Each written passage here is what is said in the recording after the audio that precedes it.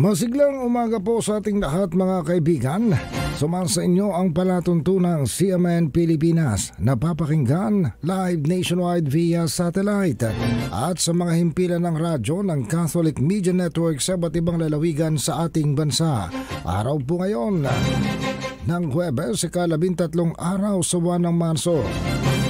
Ako po ang inyong lingkod, si Ariel Ayala. Sa ating mga balita sa araw na ito ng Huwebes, sinabi ng Pag-asa, muli silang nagpapaalala na ilang mga lugar sa bansa ang makararanas sa maghapong ito ng itinuturing nilang danger level dahil sa pagtaas umano ng damang init o ng heat index.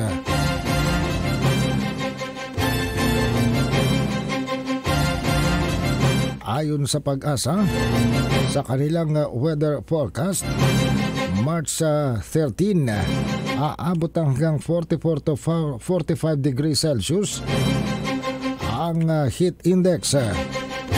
Ang heat index po ay tumutukoy sa nadadamang temperatura ng isang tao at kinocompute ito sa pamamagitan ng pagsasama ng epekto ng actual air temperature at humidity.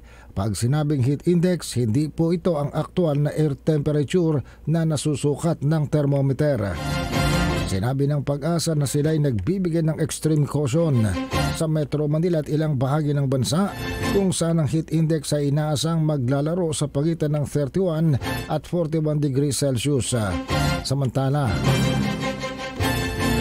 ayon pa rin sa Pag-asa, ang easterlies o mainit na hangin mula sa karagatan ng Pasipiko ang kasalukuyan nakakaapekto sa silangang bahagi ng bansa. Ito ang nagdadala ng pag-uulap ng kalangitan,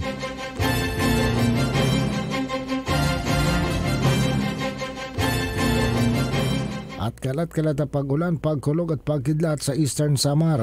Samantala sa Metro Manila at sa natitirang bahagi ng bansa, ang easterlies din ang may dahilan kung bakit maulap hanggang sa maulap ang kalangitan at may isolated rain showers.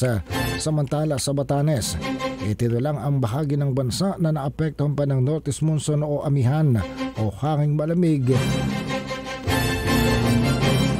Mula naman sa northern Luzon, paalala ng Pag-asa, posible ang pagbaha at pagguho ng lupa kapag nagkaroon ng moderate to heavy rain sa mga lugar na apektado ng pag-ulan dala ng easterlies.